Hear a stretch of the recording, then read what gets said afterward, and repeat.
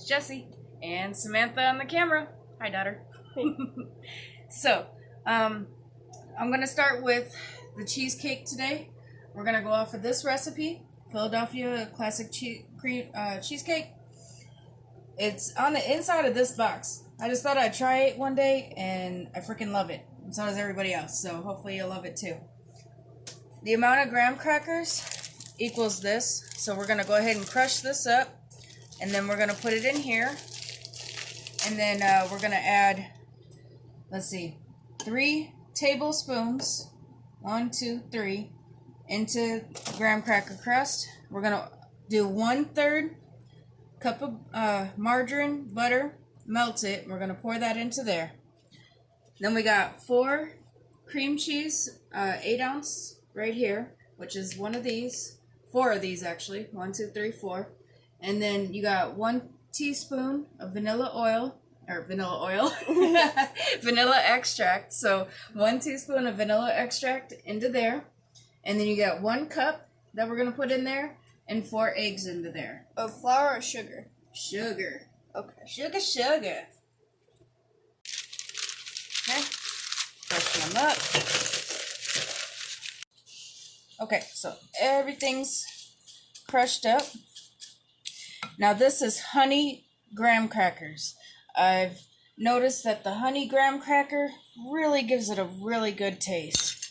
Makes it sweeter.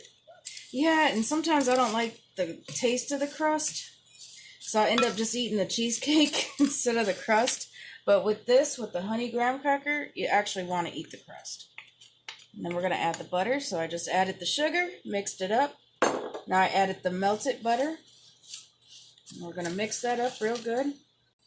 All right, that's well blended, moist enough.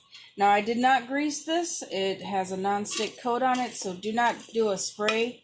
It ends up making it brown and just gross. So just let it go on to that non-stick that's already provided for you. Now this part, you do need to use your hands. And what I like to do is have it kind of come up the side. So I'm going to make sure that I smash it in real good. Alright, now there's nothing, you can't see through it, okay? There's going to be a little bit of cracks, and that's about it. Now we're going to set this aside and start working on this.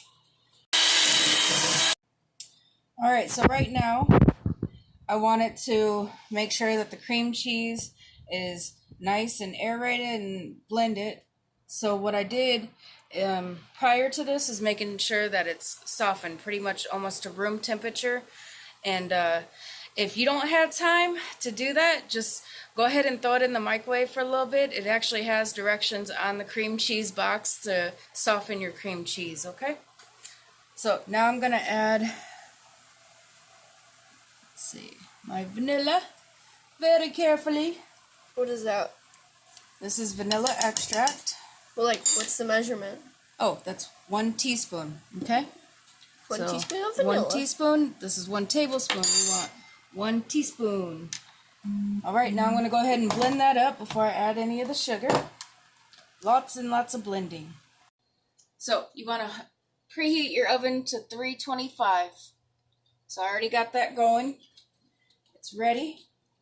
Come on over here, Sammy. I just got done blending up the vanilla. Now we're going to add the sugar. But I want to make sure I got that oven preheated. Now we're going to mix on high again.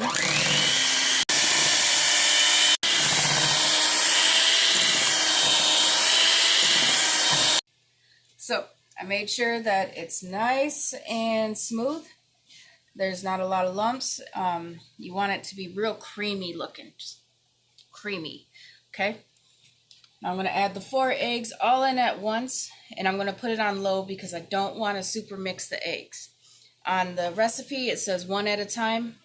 And that's just not what I'm going to do. You don't want the cheesecake puffing up real big because that's where you get real big cracks. Okay, so all in at once. And we're going to do low speed. My cream cheese is nice and smooth and creamy. Here we go. Okay, only just enough to where you don't see the yolk anymore. You do not want to over mix those eggs. It looks satisfying. And when you pour it, it kind of mixes too. Like Willy Wonka in the Chocolate Factory. Yum. In the waterfall. Turning the chocolate. Alright, now I'm going to smooth out the top here. Or you can leave it. It's your kitchen. You do what you want to do. You could just gotta let it rip, tater chip. What do we do if there's bubbles in it? I'll show you in a minute.